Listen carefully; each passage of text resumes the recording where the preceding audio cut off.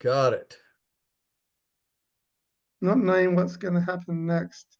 That's it. That's reality, isn't it? That's what we're going to talk about, really. Um, Again, maybe it might be a nice idea, Philo, if we could start with that screenshot Okay. and pick up from there.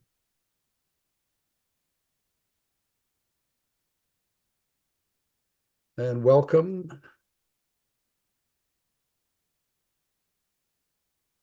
everyone, anyone who's listening. Good morning, good evening.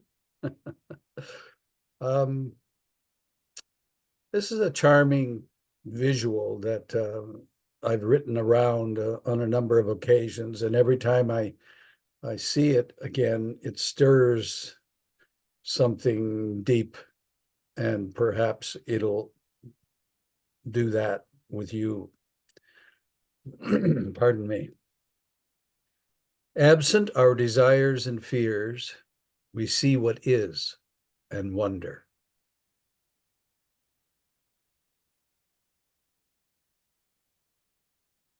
We lose that sense of wonder, of course, don't we, as we move from childhood to uh,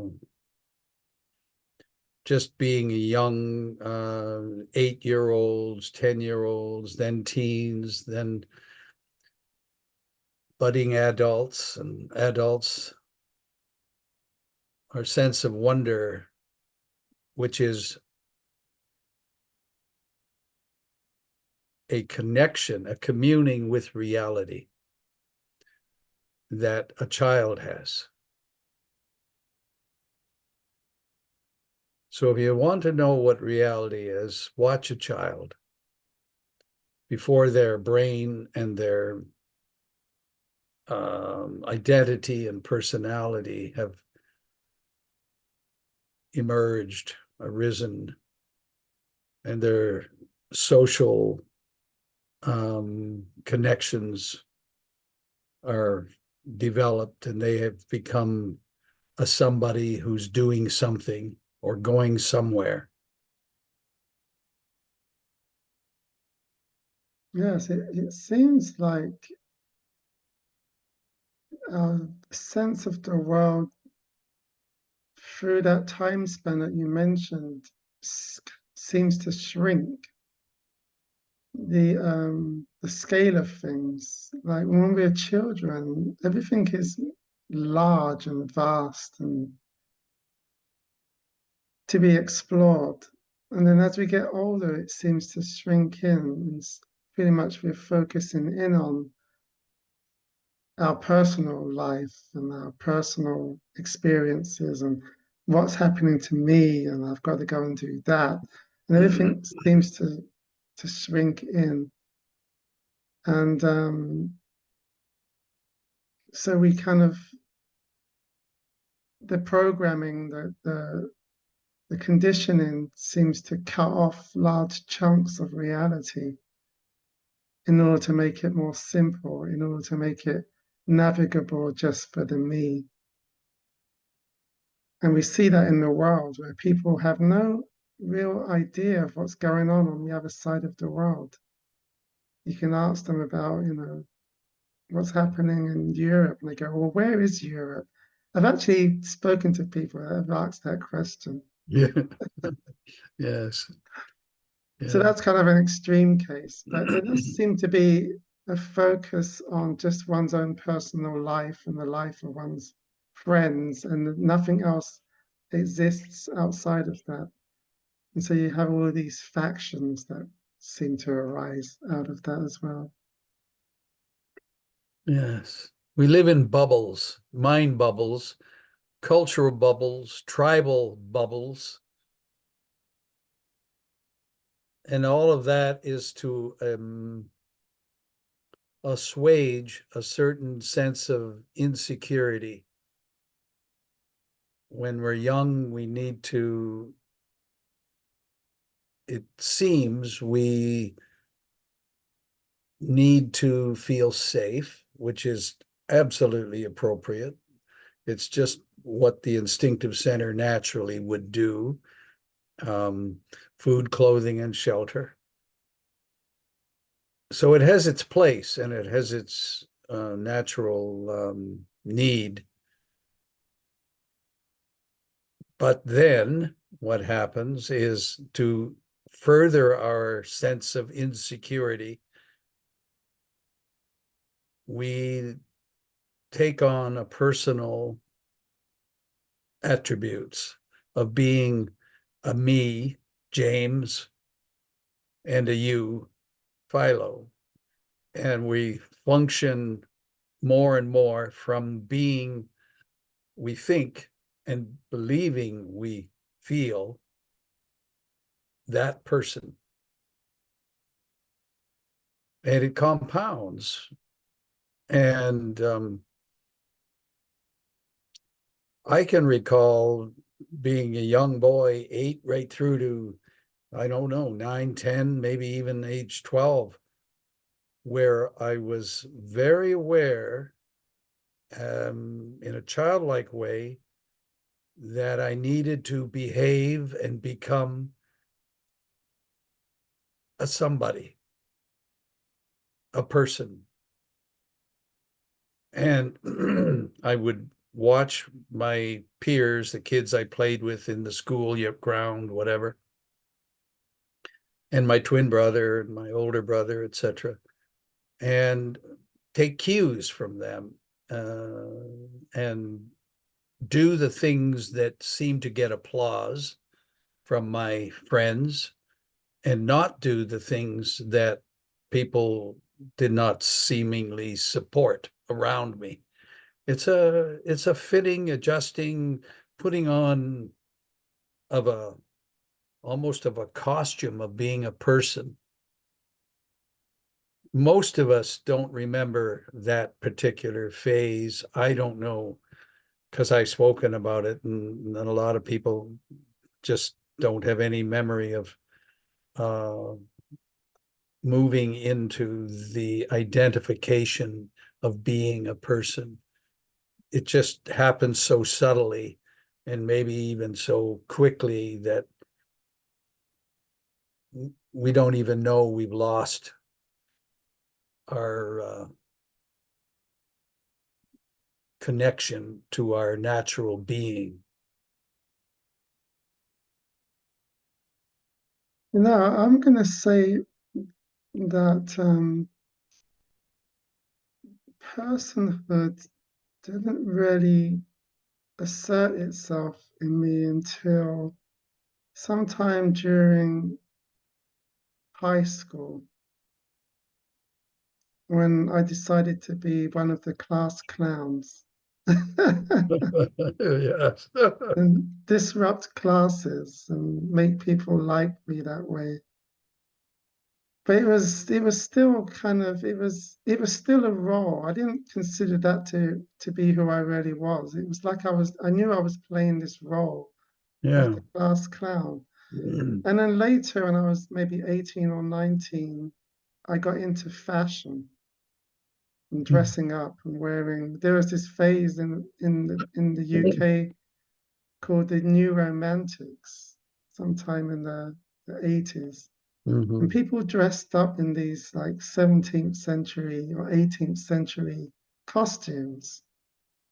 And some people dressed as pirates and some dressed as French noble people. It was really over the top, and there was a lot of makeup involved and hair, and it was a real phase. And that was another time that I remember where I adopted this persona of being this new romantic. Mhm. But I Mhm. never really, it never really stuck. It was always like a costume I was wearing, which is odd. And I think the first time I really, really identified with a me was when I got my first jobs and I was in a career. Mhm. And then I was surrounded by that type of energy, the me energy, and it just took shape then. and I was kind of lost in the me for a few years around that time. Previous to that, there was always this kind of a gap, but then there was that full on being a egocentric person, let's say. And then I ran into some esoteric ideas, and that began to unravel the person. And Mhm. then it took many more years for that to come undone. So my sense of reality was always kind of abstract. It was seen through through the lens of these persons that I was pretending to be. When I was a child, everything was direct, and the world was infinitely large, and time didn't exist, and Right. everything was of interest. You know, whether it was a paper wrapper fluttering in the street or the Mhm. foil on the milk bottles that we used to get. We used to get milk delivered every morning, and they would have silver foil caps, or red foil, or gold foil, and we got the silver foil. And it was always like a delight to see it, you know, Yeah, on the doorstep. yeah. That's the thing about aware living, and a child knows it, and then we lose connection with that. But now we're going to talk about it more and more, and I think some of the people watching this will recognize their own awareness.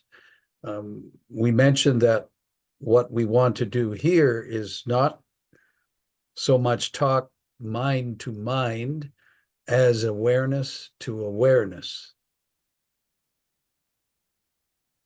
And that's where reality is um, found, only in awareness. Um, so, this moment right now, the awareness of what is actually going on, what is happening, is reality. It's not a definition. It's not a description.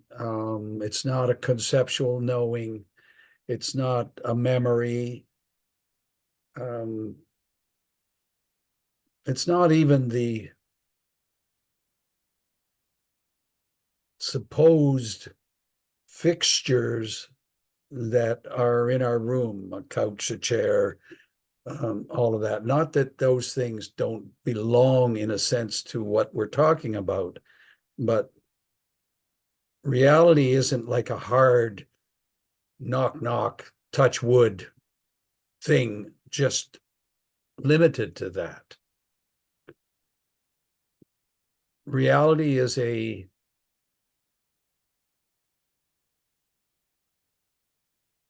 deep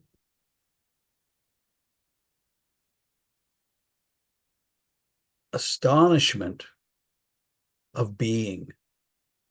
It's connected in being, not in a material way, but in actually recognizing I am,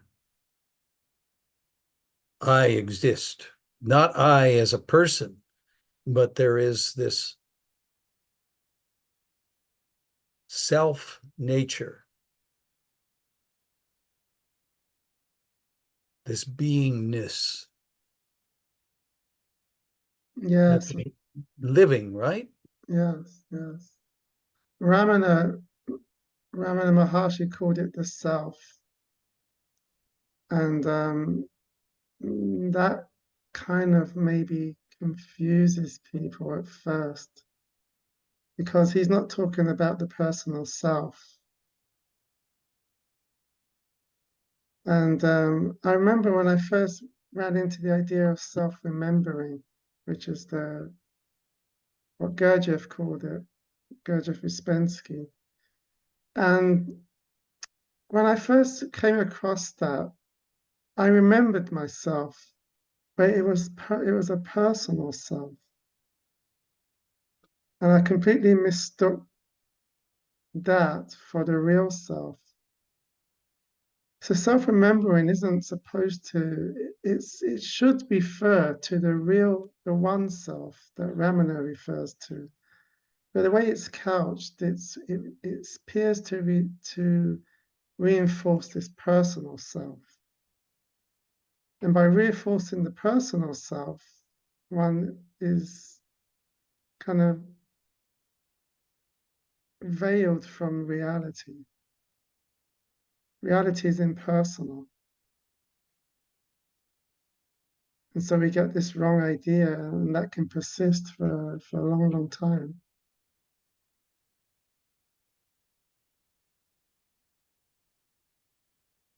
Yes, we sort of engage in becoming rather than being what we are. It's natural enough, and I will say the spiritual ego is a very, very subtle manipulation of picking up the elements of truth and reality and then personalizing it, as you were saying, Philo. And it's very subtle. Yeah. We can fool you for a long time. People get stuck there. I was stuck there. And in a way, it takes grace to get unstuck. Like the personal self will never try to free itself. Or even if it does try, it's just compounding the problem. Mhm. And it takes a moment of grace from being, from awareness, to suddenly reveal the personal self as being actually just an illusion, a ghost. That's the real ghost in the machine, Yes. is personal self, the phantom. The phantom. Yeah. And it thinks it knows reality and it can talk about reality all day long and often does, Mhm. Mhm. all the while missing reality or not noticing reality or overlooking reality. Because reality is very, in a way, it's very ordinary. It's just every single moment. And the spiritual ego wants fireworks. It wants some massive verification. Then it can latch onto that and make that its reality. Yes. Yes. States are something to be sought after um, through various means, sometimes drugs, sometimes wine and eloquent talk um, can be very evocative, and one can feel emotionally very connected, improved. Um, there's usually something to do with levels that comes into the spiritual ego that currently I am at this level, but with time with making efforts in practices over time, I will become a level something higher and another level higher than that. And the spiritual ego is a major conjurer of deception. Uh, you don't get any real peace, real love, real joy. You get a kind of faux pseudo comes and goes, states and delights, and it feels pretty good, actually. Feel good. And there's a big industry around the feel good spiritual ego. It's a major industry, Yes. but it doesn't satisfy ultimately for some. Others will stay in. I was talking to a gentleman today who's very committed to a particular, I'll call it religion, and it has levels, and we didn't get into any detail, but he believes it all. Let's just say there's a believer, and where there's beliefs, there's a quote believer. And reality has nothing, goose egg, as my one of my teachers used to say, to do with the person. In fact, it becomes obvious if one just kind of looks out their window if it's daylight and whatever, or even if it isn't, if it's just street lights or whatever. You do not need a belief to observe reality. In fact, anything you believe is going to filter that and shape that experience. So if I don't like, oh, certain kinds of people, just say that. I just don't like them. And when I meet that certain kind of person, immediately I am not going to like that person because I'm seeing through that filter. And we pretty much lead lives rather blinkered with our personal conceptions about right, wrong, good, bad. That's the mind, and the mind is binary. It operates in twos, and it divides into two. What is one? There's oneness. I'll say the real world, reality, is all one seamless something. The mind conceptualizes it as in an either or context. It just has no capability to verbalize, and the mind verbalizes reality. It symbolizes reality. It implies, it conceives a reality that it believes, but which, in fact, it has no way of really directly knowing. The mind can only symbolize something. It cannot actually know in the immediate moment, this moment, because reality is only connected, if you could say connected, communed with in this moment ever. It's never going to be anything else, fortunately. Right. The mind is actually blind. It doesn't actually see anything. It receives all of its data from awareness. Thoughts can't see themselves. Thoughts are unconscious. Mm-hmm. And so a thought will take the gifts of awareness and attribute them to itself. And it will say, I am aware. But thoughts can't be aware. Try and have a thought be aware. An impossibility. Yeah. The thoughts arise in awareness. And people, if they could just reverse their conception of awareness and thinking, they would wake up. They would suddenly see, oh, the thoughts are arising in awareness. They're not arising in me because me is a thought. Awareness is absolutely silent.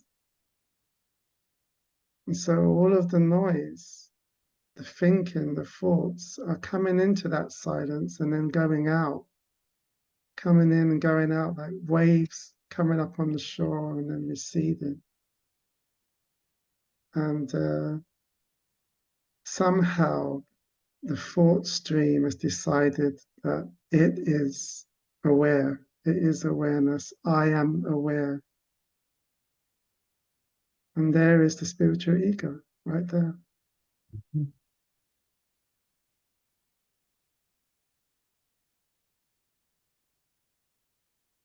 This Well, yeah. thought came into my mind today, and I put it up somewhere online on Facebook. That if the thought was non-duality is non-verbal. Non-duality is non-verbal. Yes, and so as soon as we start speaking, we have to be aware that there's duality appearing, but it's not it's like the self. It's not real. It's just an appearance. So words appear and they appear to talk in things in a dual way, to talk about black and white and up and down and good and bad and all of that. But the entire time that's appearing in oneness, in awareness. So that's another way to see that reality accommodates everything without interfering. Like space. Yeah, just like space.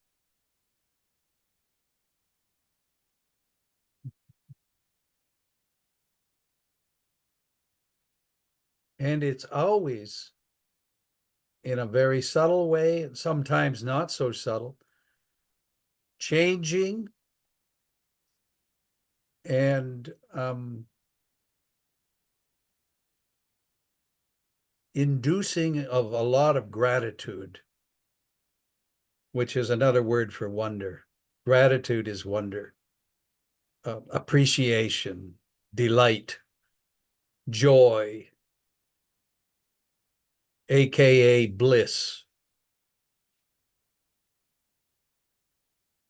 It's our nature. It's just what we are before we start to believe and conceive. Which comes first? I don't know. We conceive, we believe, we become, all mentally, psychologically. And there's a feeling of estrangement. And I think that's where religions and different kinds of groups and politics and um, you can even belong to in a business where everybody wears the same uniforms with the name on them or whatever, and you feel something, a belonging, a kind of more security there. It's all natural for us to kind of huddle together in shared beliefs. So there, when you start to really question, if you will, your beliefs, just look at them with, we'll call it passive awareness. It's not an active thing. It's nothing to be thought about, nothing to be um, approached with any goal. If there's somebody who wants something, you're never going to know reality because there's somebody who wants something, who wants it to be the way they want it to be, et cetera, et cetera. So there has to be a complete taking off, if you will, of the costumes that we talked about, that we put on. Doesn't mean that you aren't able to put a costume on again and go into a situation knowing that you're wearing a costume. That's the difference. You are not the costume. You are the knower of that.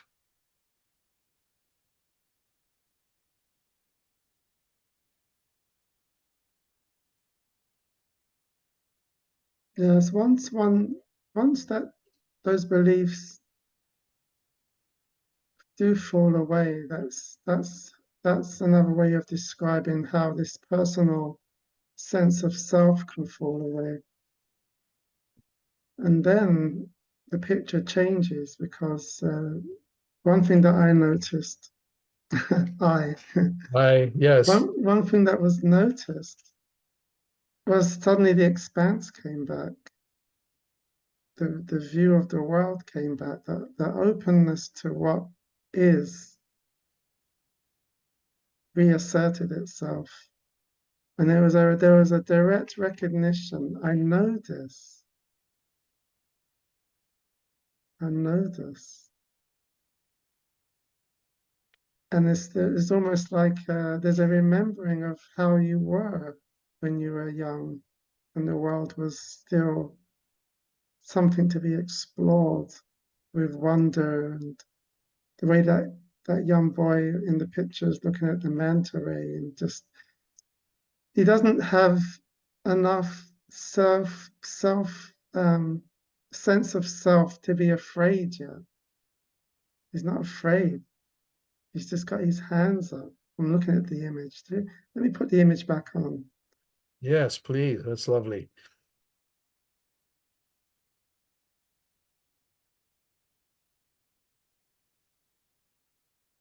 So you can see he has his hands up and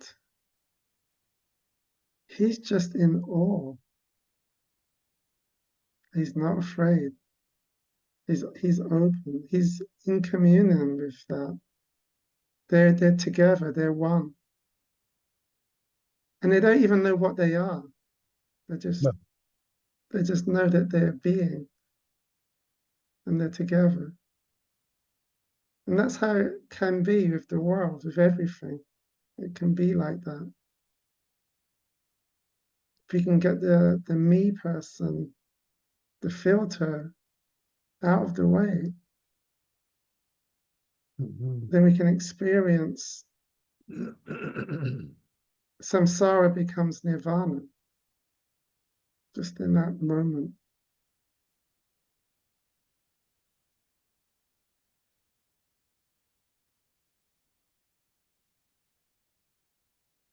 There's a interesting visual that a picture I saw of a chalk wall, like a painted black surface from the floor up to maybe 7 feet. All it wasn't black, but it was a dark gray. And children and adults and boys and girls, as they passed, were offered a chalk to draw on this wall. So the small children, the little ones, they drew across the bottom, right? Where their height was, and they drew suns and flowers and uh, child's kinds of images. Then the older kids, next sort of maybe they're like age 8 or something, they drew at the same a little higher level. And then the next ones drew at a little higher level. And then the teenagers at a little higher level. And the adults at the top couple of feet drew with their chalks, and each one had different colored chalks. What you get from that, though, and I wish I had a picture of it, is the innocence of a child, and then the way that as we grow physically, psychologically, we get more articulate in the way we see the world. We get more defined and particularized and specialized, so that we end up with a worldview of reality that's at the top of that scale as adults, or that wall is a um, pretty much defined, understood, and known visual rendering of life from a child at the bottom, and the openness and wonder and delight. It's just a visual illustration of what happens unless and until it doesn't. And then if there's a paradigm shift, our recognition remains that we are awareness itself, and we are peace, joy, love, and beauty, and not in words and not even in concepts. Those are just sort of pointers. And that's what we are in reality, really.